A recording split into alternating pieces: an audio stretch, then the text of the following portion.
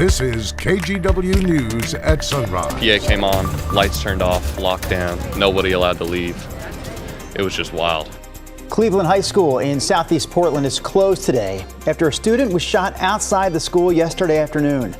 We're live at the high school this morning with the latest on this investigation. Plus, the situation in Portland is unacceptable. A woman assaulted while walking in downtown Portland says something needs to be done about the homelessness, drugs, and crime in the city after her attacker broke into a family's home just 3 days after being released from jail. And you guys have probably seen these AI selfies. They're all over social media right now, and they're causing quite the stir about security. Coming up this morning on Sunrise, our Verify team weighs in. there was one member of the Sunrise team who was willing to risk her security taking part in that story. I wonder who you're talking about. Talking about you, Christine. We will have more on the story coming up later. But how about this? Rod Hill, another day off. So that means, oh, wait a minute. I haven't seen you in like 2 weeks. I know. Welcome back. A week and a couple days. Okay. It felt like 2 weeks to me.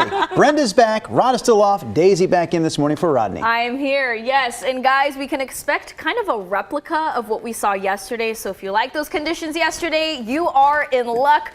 We are still pretty chilly here in the Portland metro area in a lot of our region. We're holding 35 degrees right now, calm winds as well. Now take a look at the other current temperatures right now. 29 degrees for Hillsborough, but watch this. Looking down at Bend, 19 degrees, Burns in the single digit range. This is your day at a glance. We're expecting 39 degrees by noon. Again, expect to see some foggy conditions during your commute, but we have a lot more to talk about in my full forecast. Daisy, thank you. All he texted me was that I heard noises, we're now on lockdown, they've locked the doors in the classrooms, we're under our desks, and I'm really scared.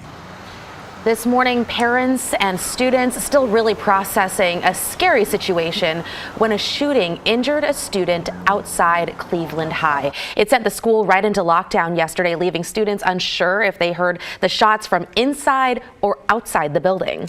The Portland Public School District canceled classes today at the school.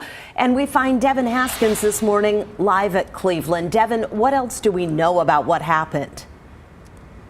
Yeah, scary situation yesterday for those students and the parents that go to this high school after a 16-year-old student was shot. And as you said, school has canceled classes today. This is the third shooting outside of a Portland high school in just the last couple of months. Monday's shooting happening around 12:30 yesterday afternoon. Police say they got a 911 call, and immediately afterwards, the school went into lockdown. Police say the shooting happened outside of the school, but partially on school grounds. They also said witnesses tell them that that 2 cars may have been involved, but those cars left before police arrived. That 16-year-old that was shot walked into a local hospital. They're expected to survive with non-life-threatening injuries. Parents that KGW News talked with say they wonder what can be done to make their kids feel safe. And I think people who are so against any sort of gun reform, you need to feel what happens inside these classrooms. You need to feel what happens when these kids are trying to go to bed at night. You need to feel what happens as a parent.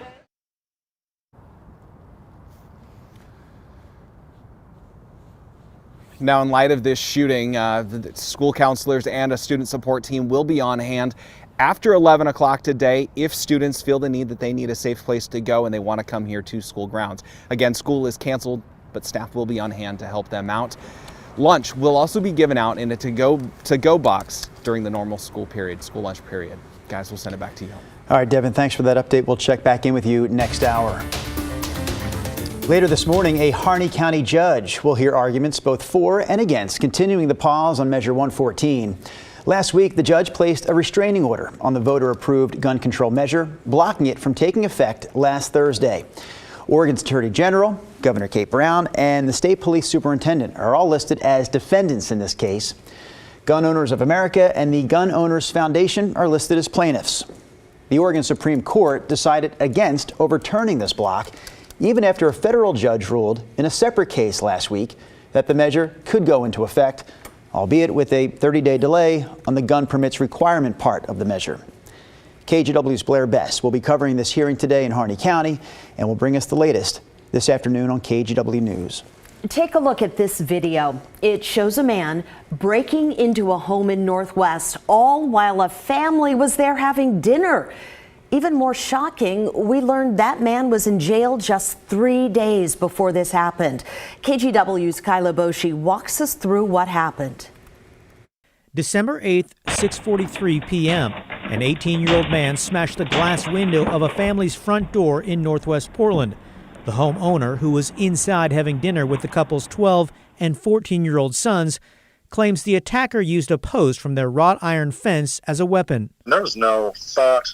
There was no nothing. He pulled apart our fence, walked right up, and immediately started smashing the window. Police arrested 18-year-old Joseph Ibrahim. He's in jail, facing a felony charge of criminal mischief. And now we're learning the suspect had been released from jail just 3 days earlier. On December 2nd, the same man allegedly hit this woman in the back of the head in downtown Portland. It was a lights-out moment. The victim said she was walking near the corner of Southwest 11th and Alder Street when the suspect struck her from behind using a bag filled with a sleeping roll and heavy metal lantern. So this was not a random, let's bop her on the head and keep on going, we're having fun. He wanted to hurt me. And I consider myself lucky to be here today. Police arrested Ibrahim on misdemeanor charges on a Friday, but he was released the following Monday. Court records indicate at the time he had no criminal history. Victims in both cases suggest the city needs to address ongoing issues of homelessness, drugs, and crime. The situation in Portland is unacceptable and has been for years. Court records suggest Ibrahim, who's listed as homeless, admitted to police he'd been smoking methamphetamine, and he giggled about how scared the victim was. Kyla Boshi, KGW News. Now to some of your morning headlines. Portland police are looking for a man they believe killed his girlfriend and is now on the run. His name is Jose Caraballo. Someone discovered 27-year-old Catherine Mulbach's body in Powell Butte Nature Park on Friday.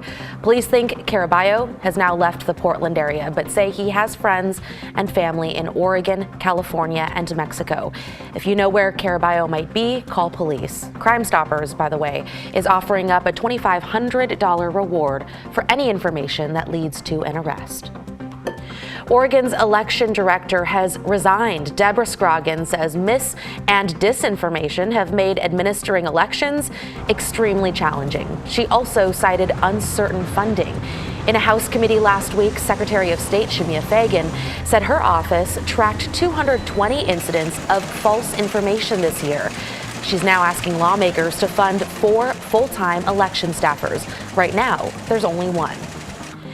And some sad news to report about the Roseway Theater. The historic building will not reopen. Back in August, you may remember an electrical fire destroyed the theater. It's located on Northeast Sandy Boulevard and 72nd Avenue. Owner Greg Wood says it would just cost too much to rebuild. Wood plans to give the marquee to a museum in the Dalles and give some of the stained glass to the Hollywood Theater. And that's a look at today's morning headlines. Well, we are about a week away from the official start of winter, but it definitely looks like the middle of winter up at Timberline. This is a look from our Timberline Lodge Skycam.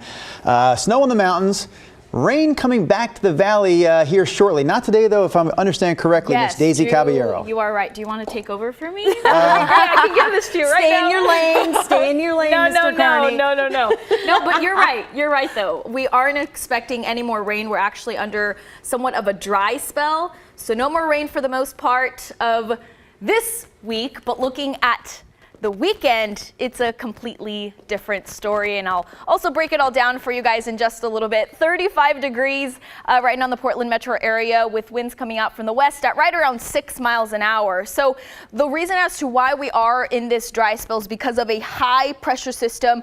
Typically, when you can't really see a bunch of clouds up in our area, that usually signifies, or is a good signification, that we are under a high pressure system. Again, not a lot of cloud coverage or rain at all, but what we can expect is to see some foggy conditions during your morning commute. This is going to be lasting until noon today, and then after that we're going to be seeing partly sunny skies. So the rest of your day-to-day into the evening hours, we can expect again a little bit more of that cloud coverage lingering for us here along the valley. More of that cloud coverage will come as we're waking up on Wednesday morning, and things will kind of just fizzle out as we're looking at the second half of Wednesday, again because of that high pressure system. Looking at Timberline, 21 degrees, and again they have been seeing tons of snow, but again more of a different representation on what we're going to be experiencing. Again, a dry but cold week this week, and then as we see a little bit more of that blue color hitting us along the Oregon and Washington coast,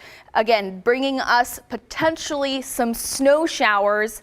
And again, we'll make sure to keep a very close eye. But how much snow are we expecting to see? Again, all the way into Monday, right around 8 o'clock. These are snow estimates. Again, things can most definitely change. But as of right now, our models are showing right around 20 inches of fresh new snow as we're looking at Mount Hood. But looking at the rest of your highs and lows for today, for Portland, 43, 40 for Vancouver, Longview, you're at right around 43 degrees. 7-day forecast. Again, we're seeing a little bit of everything. Fog today and tomorrow in the early morning hours, kind of fading off by noon. We'll dip down into those 30s from Friday all the way into Monday. Chances for rain and snow start officially on Saturday afternoon. But wow, 20 inches in the Cascades. That's magical. Thank you, Daisy. Coming up next on Sunrise, we're talking about AI selfies. They're the latest fad on the internet. People are paying for self-portraits made by artificial intelligence, and that is raising some security concerns. After the break, our Verify team explains what we know about the company pumping these out.